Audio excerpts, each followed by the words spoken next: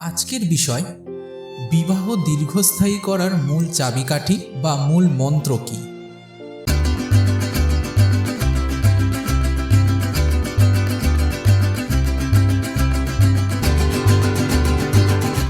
বিবাহিত দম্পতি তাদের বিয়েটা যাতে শেষ পর্যন্ত টিকে থাকে তার নিশ্চয়তার জন্য কি করতে পারে। সর্বপ্রধান এবং সবচেয়ে গুরুত্বপূর্ণ বিষয়টি হল ঈশ্বর এবং তার বাক্যের বাধ্য থাকা। এটি হলো এমন একটি নিয়ম বা নীতিকথা যেটির উপর বিবাহ শুরু হওয়ার আগেই জোর দেওয়া উচিত। ঈশ্বরের বাক্য বলে, এক পরামর্শ না হইলে দুই ব্যক্তি কি একসঙ্গে চলে। আমোস 3:3 যারা নতুন জন্মপ্রাপ্ত বিশ্বাসী তাদের জন্য এটি প্রযোজ্য, যেন তারা এমন কারোর সাথে কোনো রকমভাবেই ঘনিষ্ঠ সম্পর্ক স্থাপন না করে যে এখনও প্রভু যিশুকে বিশ্বাস করেনি। তোমরা অবিশ্বাসীদের সহিত অসমভাবে জোয়ালিতে বদ্ধ হইও না, কেননা ধর্মে ও অধর্মে পরস্পর কি সহযোগিতা, অন্ধকারের সহিত দীপ্তিরই বা কি সহভাগিতা। 2 করিন্থীয় 6:14। বিবাহ বিষয়ক এই নীতি বা নিয়মগুলো যদি অনুসরণ করা হয় তাহলে বিয়ের পরে ঘটা অশান্তি ও দুঃখ কষ্ট অনেকাংশেই কম হবে।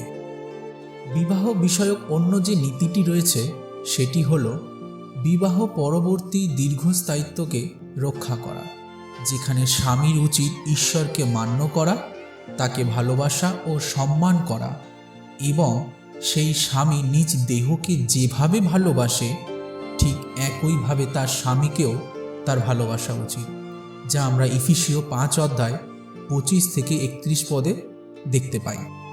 একই রকমভাবে স্ত্রীরও উচিত ঈশ্বরকে মান্য করা এবং প্রভুর প্রতি বাধ্যতার চিহ্ন হিসাবে নিজের স্বামীর কাছে নিজেকে সমর্পণ করা।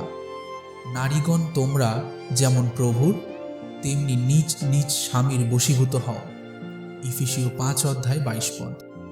একজন পুরুষ ও একজন মহিলার মধ্যে বিয়ে হলো খ্রিস্ট ও মণ্ডলীর মধ্যে যেরূপ সম্পর্ক রয়েছে তারই এক প্রতিচ্ছবি।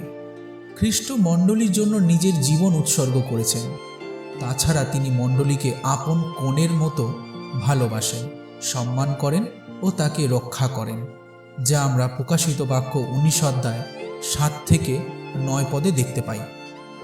বর্তমান সময় এমন অনেক দম্পতি আছে যারা একটি ঐশ্বরিক বৈবাহিক সম্পর্কের উপর নিজেদের গেঁথে তুলবার মধ্যে দিয়ে তাদের বিবাহিত জীবনকে দীর্ঘস্থায়ী করতে বাস্তবসম্মত কিছু উপায় বা পদ্ধতি ব্যবহার করে, যা তাদের এই প্রচেষ্টাকে অনেকটাই সহায়তা করে। মাঝে মাঝে একসাথে কিছুটা সময় অতিবাহিত করা, আবার কখনও বা এটি বলা যে আমি তোমাকে ভালোবাসি। স্বামী স্ত্রীর প্রতি দয়ালু হওয়া, স্নেহ বা অনুরাগ দেখানো, সৌজন্যমূলক কথাবার্তা বলা, পূর্ব নির্ধারিত কোনো স্থানে দেখা করতে যাওয়া অর্থাৎ ডেটিং করা, উৎসাহজনক ছোট ছোট কথা লিখে রাখা, কোনো কিছু উপহার হিসাবে দেওয়া এবং ক্ষমা করতে সব সময় প্রস্তুত থাকা। এই সমস্ত কাজের দায়িত্ব বাইবেলের নির্দেশনা অনুসারেই স্বামী ও স্ত্রীকে দেওয়া হয়েছে। সৃষ্টির প্রথম বিয়েতে ঈশ্বর আদমের কাছে যে নারীকে অর্থাৎ হবাকে এনেছিলেন তাকে কিন্তু আদমের মাংস ও হাড় থেকে তৈরি করা হয়েছিল। আদিপুস্তক 2:21 এবং এর ফলে তারা এক দেহ হল। আদিপুস্তক 2:23-24। এই এক দেহ হওয়ার অর্থ হল শুধুমাত্র শারীরিকভাবে একত্রিত হওয়ার চেয়েও আরও বেশি কিছু। এর মানে হচ্ছে মন ও আত্মায় একত্রে মিলিত হওয়া। এই সম্পর্ক হচ্ছে আমি এবং আমার এই বিষয়টির উপর নয়, কিন্তু তা অবশ্যই আমরা এবং আমাদের এইরূপ বিষয়ের উপর কেন্দ্রীভূত। বৈবাহিক জীবনকে দীর্ঘস্থায়ী করার ক্ষেত্রে এটি একটি বিশেষ গোপন রহস্যও বটে। বিবাহিত জীবনকে সারা জীবনের জন্য স্থায়ী রূপে গঠন করতে হলে স্বামী ও স্ত্রীকে উভয়কেই একে অন্যকে সমানভাবে প্রাধান্য দিতে হবে। যে সকল দম্পতির বিয়ে দীর্ঘ সময় ধরে টিকে আছে তারা একে অন্যের কাছে করা অঙ্গীকারগুলো বেশ আনন্দের সাথে উপভোগ করে থাকে। কোনো দম্পতি যদি তাদের বৈবাহিক জীবনকে দীর্ঘস্থায়ী করতে চায়, তাহলে তাদের অবশ্যই তাদের জীবনের পথে আসা সমস্যাগুলোকে মোকাবেলা করার কৌশল শিখতে হবে। এক্ষেত্রে গুরুত্বপূর্ণ এবং সবচেয়ে ভালো বিষয়গুলি হল নিয়মিত প্রার্থনা করা, বাইবেল পাঠ করা এবং একে অন্যকে উৎসাহিত করা।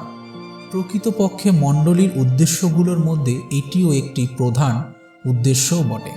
এবং আমরা পরস্পর মনোযোগ করি, যেন প্রেম ও সৎক্রিয়ার সম্বন্ধে পরস্পরকে উদ্দীপিত করিয়া তুলিতে পারি।